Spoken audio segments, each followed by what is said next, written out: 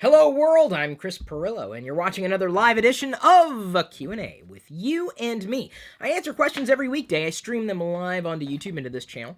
They tend to be long-form answers, not edited. My patrons, aka the Super Nomies, are able to tune in live, watch everything without any ads. Everybody else gets to watch these videos a week after they're produced, so I've got tons of bonuses for you in case you were wondering. ChrisPirillo.com is where you can sign up to be one of my patrons. Now, today's question is a part of an ongoing series. What gadget should I buy? And I am addressing the what gadget should I buy question because this seems to be a popular search term on YouTube. So there are a lot of people who are wondering what gadget they should buy. But see, the thing is there are a lot of gadget categories out there. So I thought I would just dive deeply initially on a few of the tools that I choose to use. And that's exactly what technology is good for. Tools. And so today's topic specifically, beyond what gadget should I buy, is flashlight. What kind of flashlight should I buy? And there are a lot of flashlights out there, no doubt, and I'm guessing you probably have a flashlight. And yes, some of you even have one built into your smartphone. Cool, that's awesome. But that's not my favorite flashlight ever. That's not the one that I would choose to recommend as one of my favorite flashlights for a few different reasons. One, this isn't always practical. Two, because sometimes you need to wear your flashlight. And I know you're thinking, oh, Chris is going to put on the Darth Vader headlamp. No, I'm not. I could, but I won't, because I think I like this one a little more despite being someone who collects Darth Vader stuff and loving Star Wars. This is a headlamp that I choose to use, and they come in a variety of configurations. This one has been a champ for a number of years, runs off of 3 AA batteries, and very rarely needs to have its batteries swapped out.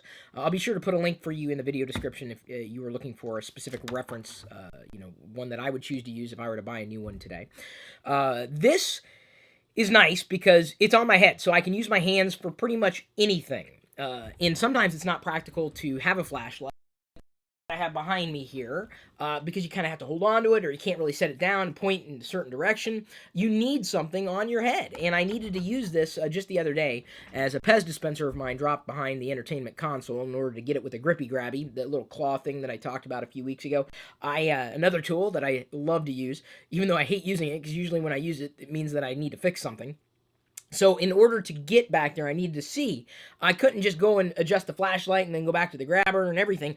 I simply turned on the flashlight here, and this is, I'm sorry, I had to look at the light direct. You should never do this. Don't do this at home. I feel like I'm in an eye exam. This is a yellow light of sorts.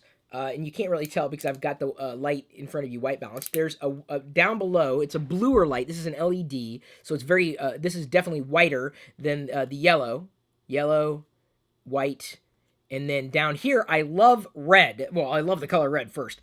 But most of all, when you are in the dark and you need to see something and you don't want to have your eyes adjust, you would use something like a red light. It's one of the reasons why a lot of astronomers, or certainly amateur astronomers, when they're looking at star maps, would either toggle the app to be a red color, a red tint, or using some kind of red light to look at a sheet of paper or anything, because their eyes would be able to adjust more appropriately from the darkness to some kind of illumination.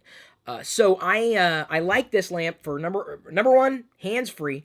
Number two, it runs like a champ, runs on batteries, runs very, very well, so long as you remember to turn it off. And then I guess the big reason why I like it is the LEDs have 3 different colors. Boom, boom, boom, boom, boom, boom.